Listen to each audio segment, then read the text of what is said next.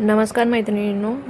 तर आज आम्ही गावाला जायला निघालो होतो. तेवढ्यात एक आजी जांभळं घेऊन आली आमच्या गेटवर. हे बघा गावठी जांभळं आहेत मस्त. चालत यात कशी देणार? मी सांगते ना, मी 40 रुपये 50 रुपये पावशेरना खपावल्यात. पण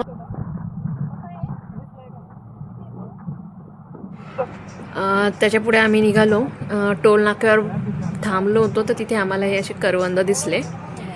करवंद हे उन्हाळ्याच्या सीझनमध्ये छान येतात. या सीझनमध्ये असे आंबट गोड आहेत, छान लागतात, एकदम मस्त. हे बघा किती छान आहेत करवंद. हे बघा, हे ड्रॅगन फ्रूट जे आहे ना आपलं, त्याचं झाड आहे, ते छान बनवलं. हे बघा, आम्ही गावाला आलो होतो तर इथे ड्रॅगन फ्रूटचं झाडं लावलेत. हे बघा, आम्ही इथे गावठी कढीपत्ता आहे तो घ्यायला चाललोय. हे बघा, हे बाबा गावठी कढीपत्ता आहे बघा, गावठी कढीपत्ता तोडत आहे. हे बघा, हे घास आहे, आपण गाई म्हशीला आपण खायला घेतो तो घास आहे. त्याची कवळी भाजी असते ना, त्याची आपण भाजी पण करू शकतो. त्यामुळे आपण आता ही भाजीला घेऊया. तुम्हाला कवळी घासाची भाजी कशी करता हेच दाखवणार आहे नेक्स्ट व्हिडिओमध्ये. वांग्यांची झाडं लावलेले आहे. किती छान वाटते गावाकडे येऊन. हे बघा, आणि इथे आपल्या लाल हिरव्या मिरच्यांची झाडं आहेत. हे बघा, त्यांना मस्त मिरच्या लागल्यात.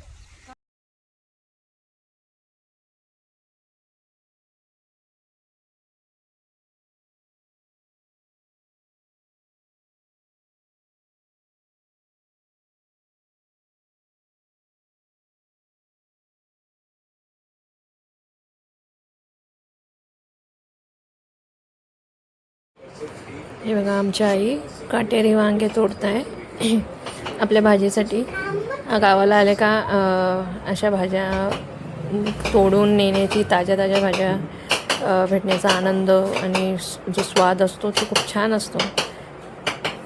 आणि तसंच आपण वरती बघू शकता, मस्त पावसाचं असं वातावरण झालं आहे आणि बारीक बारीक थेंबसुद्धा येत आहे. मस्त बघा, सीताफळीचे झाड आहे. आता त्याला सीताफळ लागले, अजून त्याचा सीझन नाही आला.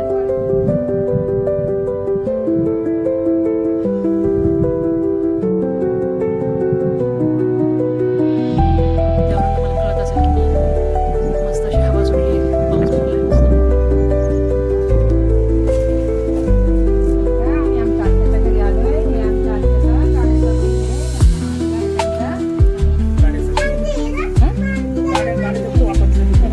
गाड्या पुढं ही घोडी वापरले जाते, ते बैल असं पकडायला असतात. हिरा आहे ना गाड्याचा बैल येतो. नको नको मारेल तुला. हा, हे बघा, आता आमच्यावर धावत होता, त्याच्यावर नाही धावत बघा.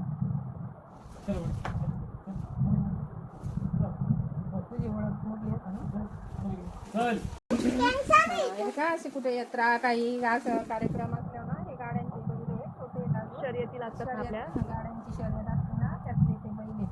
ते अजून लहान आहे पण पळत आहेत. त्यातल्या त्यात हा मोठा बैल आहे. हा सुप्रसिद्ध बैल आहे पुणे जिल्ह्यामधला. त्याला हिराशेठ असं नाव आहे ह्या बैलाचं. याचे आता हा जो बैल आहे ना, हा बैलाचा मालक आहे. पहिला हा आमच्याकडे होता. आम्ही नवनाथ शेठ बारणे म्हणून मुळशीचे प्रसिद्ध उद्योगपती आहेत, त्यांना हा बैल आम्ही दिलेला आहे. सध्या इकडे फक्त आपल्याकडे सांभाळण्यासाठी, सांभाळ करण्यासाठी तो आता आपल्याकडे येतो.